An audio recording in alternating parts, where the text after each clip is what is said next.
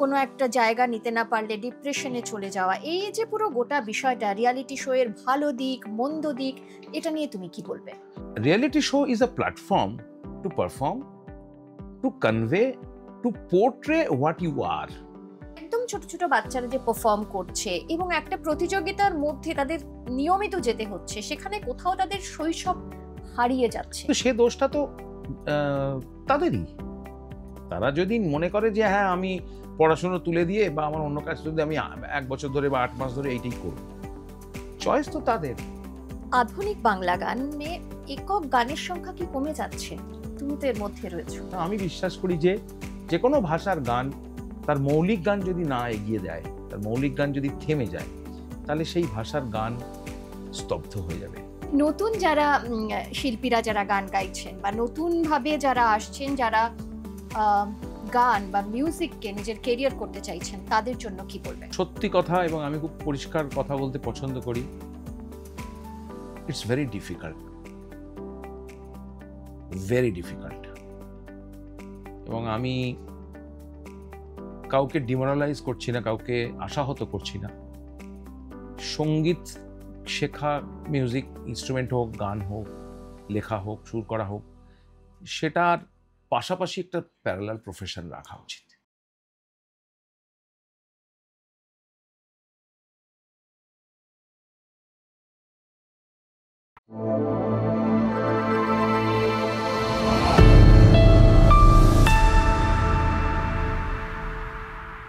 Reality show এর প্রসঙ্গে যেটা জানতে চাইবো, দীর্ঘদিন ধরে তুমি যুক্ত রয়েছো রিয়ালিটি শো এর সঙ্গে এবং সেখানে তুমি বিচারকের আসনে।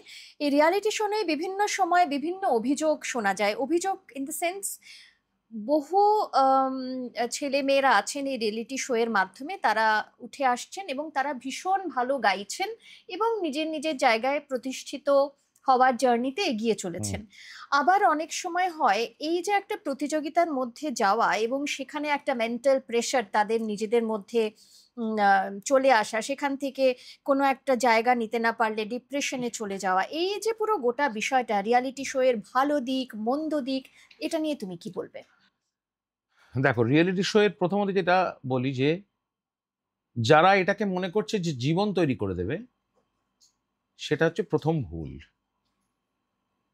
মানে আমি এত বছর জাজমেন্ট করছি, তো অনেক বাচ্চাদের দেখলাম, ছোট ছেলে মেয়েদের দেখলাম, এটা আমার লাইফ তৈরি হয়ে যাবে, এই ভুলটা হচ্ছে প্রথম। এবং এই প্রথম ভুলটা আরো বেশি তৈরি করে তাদের গার্জিয়ানরা, পেরেন্টসরা। Reality show is a platform to perform, to convey, to portray what you are. তুমি কি করতে পারো বা তোমার কতটুকু কোয়ালিটি আছে সেটা মানুষের কাছে পৌঁছানো, এটা একটা মাধ্যম। কিন্তু এটাই আলটিমেট মাধ্যম নয়। এটার পর নির্ভর করে তুমি বাকি জীবনটা কিভাবে ক্যারি ফরওয়ার্ড করছো, কতটা খাটছো, কতটা তুমি ঠিক ঠিক মানুষের কাছে পৌঁছচ্ছ, ঠিক ভালো গান বাজনা শিখছো, প্র্যাকটিস করছো। তুমি কি তোমার চুলের স্টাইল উল্কি ডিজাইনার কোটের দিকে বেশি যত্নবান, নাকি তোমার গলায় কড়িমধ্যম বা ধৈবত বা ঝাঁপতাল একতালটা ঠিক গাইতে পাচ্ছি কিনা সেটার প্রতি যত্নবান? তুমি কি তোমার গলাটা, কিশোর কুমারের এক্সপ্রেশনটা কত ভালো ছিল, আমারটা কেন হচ্ছে না সেটা নিয়ে তুমি চিন্তিত, নাকি কিশোর কুমার কি জুতো পরতেন আমি সেইটার দিকে নজর দেবো? This is the cause of focusing. তুমি যদি মেজর কাজটার দিকে ফোকাস না হয়, তাহলে তোমার ওই বাকি জিনিসগুলো তো সব মোড়ক। একদম। একটা স্টুডিওর লাইট নিভে গেল মানে তুমি কিন্তু অন্ধকারে চলে গেলে। কিন্তু এই স্টুডিওর লাইটটা থেকে তুমি যদি তোমার মধ্যে কোনো লাইট অ্যাবজর্ব করতে পারো, লাইক আ চার্জেবল ব্যাটারি, তাহলে স্টুডিওর লাইটটা নিভে গেলে তোমার ওই চার্জের লাইটটা তোমায় দেখা যাবে অন্ধকারে। ঠিক। কিন্তু সেই চার্জটা অ্যাবজর্ব তোমাকেই করতে হবে। তো এটা একটা মাধ্যম, এটা তোমায় হেল্প করছে, কিন্তু this is not your life. বাকি তোমার চেষ্টা, হুম হুম। তোমার কণ্ঠস্বর, তোমার আনকপিড গান।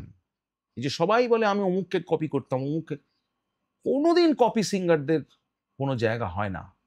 যারা শুরুতে করেন, পরে কিন্তু তারা তাদের নিজেদের ডেভেলপ করে নিজেদের ভয়েস টেক্সচার গঠন করে। একদম নিজস্বতা আনতে হয় আনতেই একটা হয়। সময়।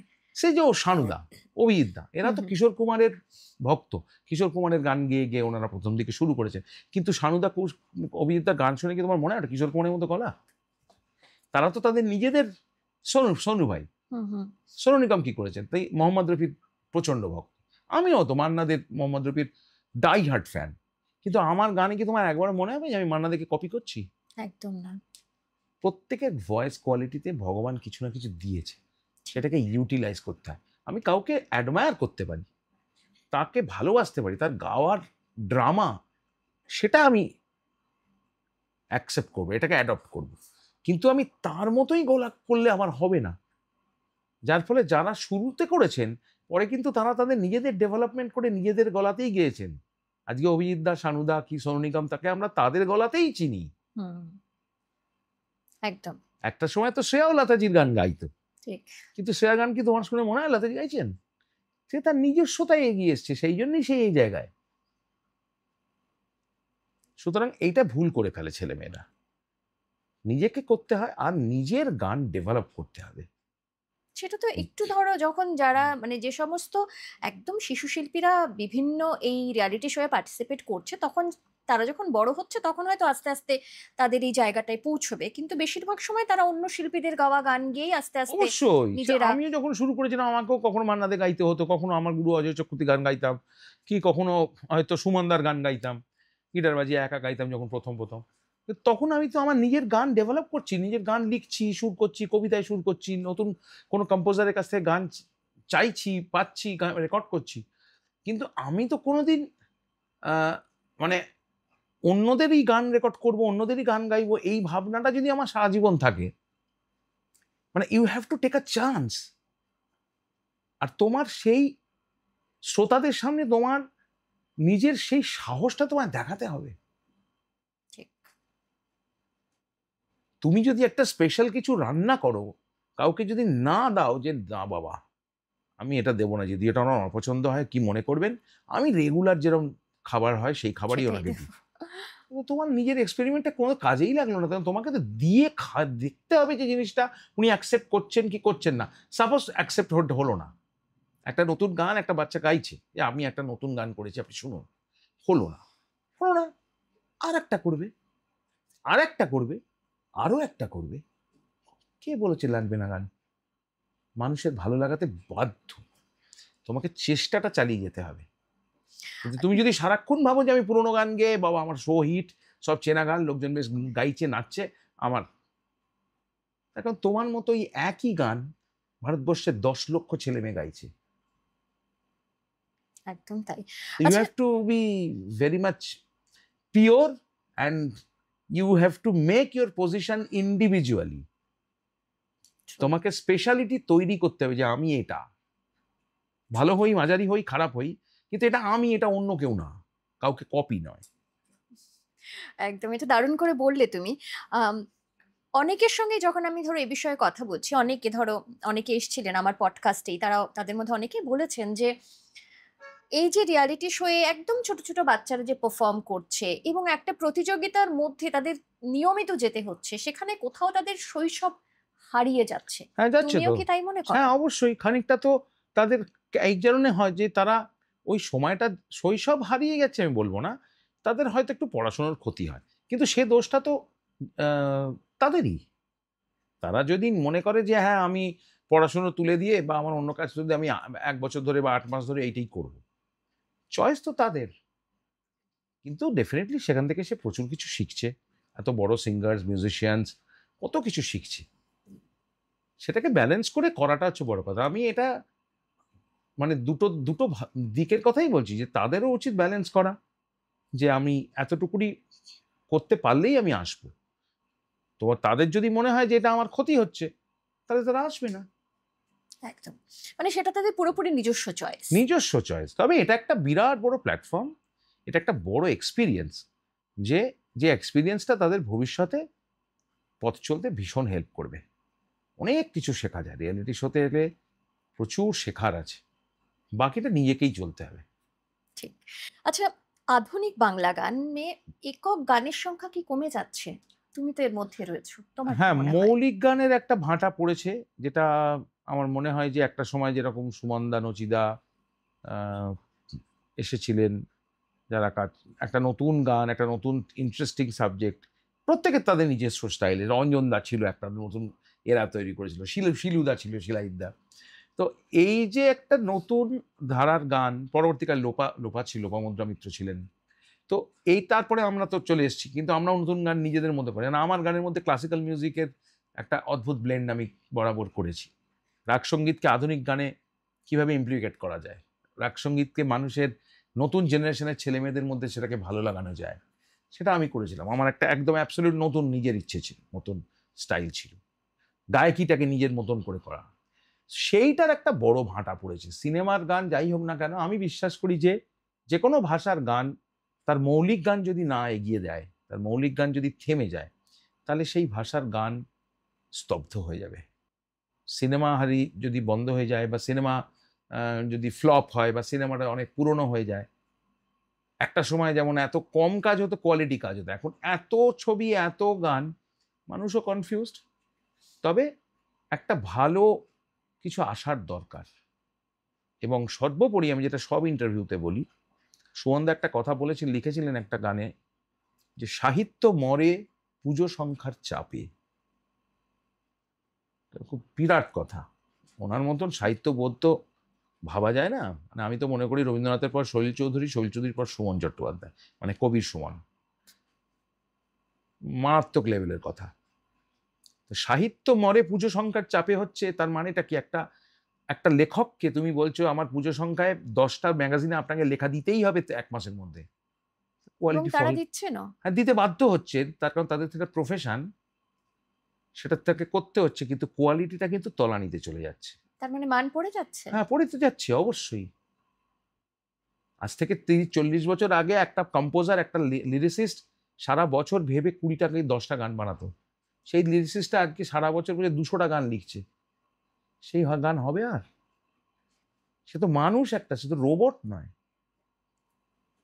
আমাকে যদি কেউ বলে যে আমার সামনে 3টে ছবি, আপনি আমাকে 20টা গান এই মাসখানেকের মধ্যে বানিয়ে দিন, আমি কি করে অত ভালো গান 1 মাসে দেবো? আমি 3টে গান বেস্ট করে দেবো। সুতরাং সাহিত্য মরে পুজো সংখ্যার চাপে, ওই জন্যই সুমনদা লিখেছিলেন। বাহ, কি দামি একটা কথা। বিরাট দামি কথা। তা এখন এই এত গান, এত লেখা, এত সুর, এত চ্যানেল, এবং মানুষও কনফিউজ, মানুষ কিছু শুনছে না ভালো করে। ধৈর্য কমে চন গেছে নাকি? অবশ্যই চঞ্চলতা হয়ে গেছে। মানুষ একটা মোবাইলে দেখছে একটা ভালো গান, সুন্দর শুরু হলো, হঠাৎ দেখলো পাশ থেকে কি করে ঝিঙে দিয়ে চিংড়ি মাছ রান্না করতে হয়, তার একটা পপ আপ এলো। আর মনে বললো, আরে ভালো তো, আজকেই তো সকালে চিংড়ি মাছ আনলাম, বউকে এখনই ফোন করে বলি এইটা দেখে চিংড়ি মাছটা, ওই গানটা ওয়াশটা উঠে গেছে মাথা থেকে ততক্ষণে। সেইটা দেখতে দেখতেই যে এটা শেষ হলো, সঙ্গে সঙ্গে দেখলো যে ফিফা ওয়ার্ল্ড কাপের একটা হাইলাইটস দেখাচ্ছে, ফুটবলে চলে গেল। ওই গানটা যে পুরো শুনে ওটিকে এনজয় করবে, বা কাউকে শোনাবে, দেখুন এই নতুন একটা গান শুনলাম, সেই সময়টা তার নেই আর। Scroll after scroll after scroll, brain damage হয়ে যাচ্ছে মানুষের। বাহ। এবং সে কারণেই কি এখন ধরো গানের যে ডিউরেশন থাকতো, মানে অতক্ষণ ধরে কেউ গান শুনতে পছন্দ করছে না, ডিউরেশন কমে যাচ্ছে, রিলস আকারে ছোট ছোট হ্যাঁ, ভার্সনে বেরোচ্ছে, সেটাই কি কারণ এটাই একমাত্র? কারণ। ইটস জাস্ট, মানে এমন একটা জায়গায় চলে যাচ্ছে দিনে দিনে যে it's just like a fast food. True. গান, সিনেমা ফাস্ট ফুডের মতো হয়ে যাচ্ছে। শর্ট ফিল্মের ওই জন্য এখন বাজার ভালো। টক করে একটু খুলবো, একটু রিল্যাক্স টাইমে আছে 15 মিনিট, বাহ এই তো 12 মিনিটের একটা শর্ট ফিল্ম, টুক করে দেখে নিই, বাহ বেশ ভালো লাগলো, মনটা ভালো হয়ে গেল, আবার কাজে ফিরে এলাম। একদম হচ্ছে। তাই। মানে এগুলো কিন্তু আমি আবারও বলছি, সব শ্রোতাদের, দর্শকদের বলছি, এগুলো এক্কেবারে আমার ব্যক্তিগত ধারণা, আমার ব্যক্তিগত মত, আমার ব্যক্তিগত রিয়েলাইজেশন। এটা একেবারেই নিজস্ব পার্সোনাল। এটা কারোর একদম। ভালো লাগতেও পারে, কারোর নাও লাগতে পারে, কিন্তু এগুলো আমার ব্যক্তিগত মত। আচ্ছা, এবারে তোমার মেয়েদের কথায় আসি, কারণ তারা এত ভালো গান গাইছে। কিছুক্ষণ আগে তাদের রান্নার গল্প তো শুনলাম, এবং তাদের গানের গল্প, গানের কথা তো শুনেইছি। ভীষণ ভালো কাজ করছে এখানে মুম্বাইয়ে, গল্পের হ্যাঁ, ছলে তুমি ওরা চেষ্টা বললে। করছে, ওরা হ্যাঁ দৌড়াদৌড়ি করছে, কখনো হিন্দিতে বম্বেতে ছোট ছোট, কখনো অ্যাড জিঙ্গলস, কখনো সিনেমার ব্যাকগ্রাউন্ড, কখনো সিনেমায় ভোকালস গান। সাউথেও চেষ্টা করছে, কারণ ওরা একটু সাউথ ইন্ডিয়ান ল্যাঙ্গুয়েজটাকে একটু রপ্ত করার চেষ্টা করে, আচ্ছা। যার ফলে সেটা সকলের ভালো লেগেছে যারা করছে। তামিল সং বা মালায়ালাম সং, ইনস্টাগ্রামে আনন্দি আহিরি দেখলেই হুম হুম বুঝতে পারবে ওদের যেগুলো ওরা পোস্ট করে। হুম হুম তো সেখানে হিন্দিও আছে, সাউথও আছে, আর অবশ্যই বাংলা তো আছে। তার কারণ ওরা দুজনে না guitar plus music production plus vocal music, আমার বড় প্রিয় ক্লাসিক্যাল ছাত্রীও ওটাই শেখে, ওটা গায়, প্লাস মডার্ন মিউজিক বোনের সাথে দুজনে মিলে ওরা নানা রকম নিজেরা গান লিখে, নিজেরাই কম্পোজ করে, নিজেরাই লেখে, নিজেরাই মিউজিক প্রোডাকশন করে, রেকর্ড করে। এই টোটাল একটা মাল্টিটাস্কিং ইন মিউজিক, এটা পুরোটাই ওরা নিজেরা নিজেরা করছে। মানে সেখানে কি বাবাই অনুপ্রেরণা? না, বাবা অনুপ্রেরণা, বাবা মা অনুপ্রেরণা, ঠাকুমা সে তো আছেই, প্লাস এই যে বললাম যে যেটা শুনে বড় হবে সেটা তোমার ভেতরে ঢুকবে। ঠিক। আমি যেমন ভার্সেটাইল মিউজিক করেছি, কারণ আমি নানা মিউজিক জন্ম থেকে শুনে এসেছি। আমার কাকার প্রচুর রেকর্ড কালেকশন ছিল, দারুণ দারুণ রেকর্ড শুনতাম, তো সেটা আমাকে ইমপ্রেস করেছে। আবার আমার, ওরা যখন ছোটবেলায় জন্মে থেকে বড় হলো, ওরা দেখছে যে বাবা কখনো তানপুরা নিয়ে খেয়াল রেয়াজ করছে, কখনো বাবা গিটার নিয়ে কম্পোজ করছে, কখনো বাবা ফিউশন শুনছে, কখনো বাবা লোকসঙ্গীত শুনছে। তো ন্যাচারালি ওরা খেলতে খেলতে সেই জিনিসটা ওদের মাথায় ঢুকছে। যে মুহূর্তে ওদের ম্যাচিউরিটি হলো, অটোমেটিক্যালি দেখলাম যে ওরা এই মিউজিকও গাইছে, ওই মিউজিকও বানাচ্ছে। It's a chain actually. আচ্ছা, এবারে একটা গান শুনবো। অনেকক্ষণ তোমার সঙ্গে বিভিন্ন বিষয় নিয়ে কথা বললাম, এবারে একটা গান। প্রথম অ্যালবামের গান শোনাই, 98 এর ফার্স্ট অ্যালবাম। ওকে। এই গানটার লেখা হচ্ছে কবি পূর্ণেন্দু পত্রী, বিখ্যাত কবিতা। উস্তাদ বানেগুলাম আলী খান খুব ভক্ত ছিলেন উনি, আর আমরাও ওই ঘরানায় শিখেছি। ওনাকে ট্রিবিউট করে এই গানটা উনি লিখেছিলেন, আচ্ছা। আমি ওটাকে কম্পোজ করেছিলাম। ওকে। ফুলের গন্ধে ফোটার জন্যে, নারীর স্পর্শ পাবার জন্যে, ঘুমের মধ্যে কাঁদতে কাঁদতে আমরা যেদিন যুবক হলাম, বাইরে তখন বৃক্ষে বৃক্ষে, জলে স্থলে অন্তরিক্ষে, আমাদের সেই কান্না নিয়ে গান ধরেছেন বাড়ে গোলাম।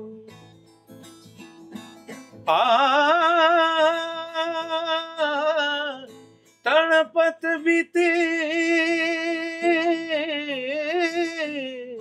तड़पत बीते मोरी उन बिना रतिया, आए न बालम का करूं सजनी, आए न बालम का करूं सजनी, आए न बालम। আহ, কি অসাধারণ। এবারে সোশ্যাল মিডিয়ার আরেকটি প্রসঙ্গে আসি রাঘবদা। শ্রাবণী সেন কিছুদিন আগেই সোশ্যাল মিডিয়ায় একটি পোস্ট করেছিলেন, সেখানে তিনি লিখেছিলেন যে পুরনো শিল্পীদের গান পোস্ট করলে তেমন সাড়া পাওয়া যায় না, সাড়া পাওয়া মানে তেমন লাইক বা কমেন্ট আসে না। সেক্ষেত্রে অন্যদিকে নতুন যারা রয়েছেন তাদের গান অনেক বেশি সংখ্যক মানুষ লাইক করছেন। তাহলে কোথাও কি একটা অনিশ্চয়তা দেখেছেন, বা সে কারণেই বলেছেন? কি বলবে এটা নিয়ে? আমি কিন্তু এটা খুব একটা বিশ্বাস করি না। আচ্ছা। আহ, নতুনদের অবশ্যই মানুষ অ্যাকসেপ্ট করছে বলেই তো আমাদের এক্সিস্টেন্স রয়েছে, কিন্তু পুরনো আর্টিস্টদের গান যদি না হতো বা তার যদি অ্যাকসেপ্টেন্স না থাকতো, তাহলে এত কাভার্স কি করে বেরোয়, এত কাভার্স হিট কি করে? ইভেন আমি তোমাকে এটা বলছি একটা কথা, আমার একটা জনপ্রিয় গান নতুন একটা ছেলে নতুনভাবে নিজের মতন করে গিয়েছে, তার ভিউজ আমার অরিজিনালটার থেকে বেশি হয়ে গেছে, বলো কি? এরকমও আছে। আচ্ছা। হয়তো তার টেক্সচারটা হয়তো বেশি মানুষের কাছে অ্যাকসেপ্টেড হয়েছে। তো অবশ্যই নতুন গান অ্যাকসেপ্টেড হচ্ছে, কিন্তু পুরোনো গান এবং পুরোনো গানের শুধু কথা সুর বলবো না, পুরোনো গানের যে নতুন সাউন্ডস্কেপ, নতুন মোড়ক, সেটা ভীষণভাবে অ্যাকসেপ্টেড হচ্ছে। নতুন স্টাইল অফ সিঙ্গিং অ্যাকসেপ্টেড হচ্ছে, সেইটা মানুষের বেশি ভালো লাগছে। নতুন সাউন্ড, কারণ আমরা যে সাউন্ডটা সবসময় শুনছি সেইটার একটা ভালো লাগা, একটা অভ্যাস আমাদের তৈরি হচ্ছে। মানে এখন একটা দারুণ কোয়ালিটির গান, রবীন্দ্রনাথের গান বলো বা আধুনিক গান বলো, যেভাবে হেমন্তবাবু মান্নাবাবু গাইতেন, শুধু হারমোনিয়াম তবলা নিয়ে রেকর্ড করলে দারুণ সুর, দারুণ কথা, তোমার কি মনে হয় সেটা খুব জনপ্রিয় হবে? আমার ডাউট আছে। তার কারণ আমার শ্রোতারা, তারা এখন হাই কোয়ালিটির ইনস্ট্রুমেন্টেশন, তার সাউন্ড রেকর্ডিং এর যে মজাটা পেয়ে গেছে। এখন শুধু হারমোনিয়াম তবলা নিয়ে গানটা করলে, সেম গান যেই মুহূর্তে অন্য কেউ ওটাকে দারুণভাবে নতুন মডিফাইড সাউন্ড ব্যবহার করে করবে, অনেক বেশি জনপ্রিয় হয়ে যাবে। ঠিক তাই। আচ্ছা, এটা আমার নতুন মনে হয়েছে। একদম সবসময় তুমি বলছো যে পুরোটাই তোমার নিজস্ব ব্যক্তিগত মতামত একদম। আচ্ছা, নতুন যারা শিল্পীরা যারা গান গাইছেন বা নতুন ভাবে যারা আসছেন, যারা গান বা মিউজিককে নিজের কেরিয়ার করতে চাইছেন, তাদের জন্য কি বলবেন? খুব মানে সত্যি কথা, এবং আমি খুব পরিষ্কার কথা বলতে পছন্দ করি। It's very difficult now, very difficult. এবং আমি কাউকে ডিমোরালাইজ করছি না, কাউকে আশাহত করছি না। সঙ্গীত শেখা, মিউজিক ইনস্ট্রুমেন্ট হোক, গান হোক, লেখা হোক, সুর করা হোক, সেটার পাশাপাশি একটা প্যারালাল প্রফেশন রাখা উচিত। আচ্ছা, অবশ্যই রাখা উচিত। তার কারণ কি? অন্য কোনো কারণ না, কারণ হচ্ছে অনেক লোক লাইনে, প্রচুর। মানে একটা রাস্তাতে যদি দুটো রেস্টুরেন্ট বা তিনটে রেস্টুরেন্ট থাকে একটা মেজর রোডে, তাহলে কিন্তু তোমার তিনটে রেস্টুরেন্টই মোরালেস ইকুয়ালি চলবে, মানে অতটা কম্পিটিশন থাকবে না। কিন্তু ওই একটাই রাস্তায় যদি 30টা রেস্টুরেন্ট হয়, তাহলে ওই রেস্টুরেন্টের মালিককে বা এই ব্যবসার মালিককে ভাবতে হবে, আমাকে অন্য জায়গায় অন্য কোনো একটা বিজনেস রাখা উচিত। একদম। এটা এখন পরিস্থিতি। রাঘবদা, থ্যাংক ইউ সো মাচ, তুমি এতটা সময় আমাদেরকে দিলে, আমাদের নতুন পডকাস্ট চ্যানেল, এবং সেখানে এতটা সময় এসে এত সুন্দর সুন্দর গান এবং এত দারুণ করে বেশ কিছু কথা তুমি বললে। Thank you. তবে এখানেই শেষ করছি না, কারণ শেষে তোমার একটা গান দিয়ে আমি শেষ করব। তবে তার আগে আমাদের আজকে যে venue partner Furnitel studio, thank you so much Furnitel, এবং আমাদের গিফটিং পার্টনার রয়েছেন বাঞ্ছারাম, মিষ্টিমারি বাঞ্ছারাম আর B Motiram silver jewellery. Thank you so much B Motiram, এবং তাদের তরফ থেকে তোমার জন্য একটা গিফট হ্যাম্পার রয়েছে। ফ্যান্টাস্টিক, এটা তোমার জন্য। Thank you so much, most welcome. আর রয়েছে বাঞ্ছারামের তরফ থেকে। এটা আমার ইন্টারেস্ট বেশি। মিষ্টি খেতে ভালোবাসো? হ্যাঁ, ভীষণ ভীষণ ভীষণ। Thank you Banchharam, thank you. Thank you so much once again রাঘবদা। আবার দেখা হবে। আর নিশ্চয়ই, তোমার গান তো সবসময় আমার খুব পছন্দের, তো গান তো শোনা হবেই। তবে একটা গান শুনতে শুনতে আজকে আমাদের আড্ডাটা শেষ করব। ওকে, কি শোনাচ্ছ? এটাও নতুন গানই শোনাবো। এটা এই গানটা আমার সুর করা এবং আমার ভাই পৃথ্বীশ ব্যানার্জির লেখা। এটা আমারই এক পরিচিত, তিনি রেকর্ড করেছিলেন, কিন্তু এটা আমার খুব প্রিয় কম্পোজিশন, তাই শোনাচ্ছি। তুমি এসেছিলে সেই বৃষ্টি ভেজা বিকেলে, তুমি এসেছিলে সেই বৃষ্টি ভেজা বিকেলে, আমার দু চোখে স্বপ্ন সাজিয়ে কেন গেলে চলে, মনের দুপারে স্মৃতি সাজিয়ে কেন গেলে চলে, তুমি এসেছিলে সেই বৃষ্টি ভেজা বিকেলে। আমার দু চোখে স্বপ্ন সাজিয়ে কেন গেলে চলে, মনের দুপারে স্মৃতি সাজিয়ে কেন গেলে চলে। তুমি এসেছিলে সেই বৃষ্টি ভেজা বিকেলে, তুমি এসেছিলে সেই বৃষ্টি ভেজা বিকেলে।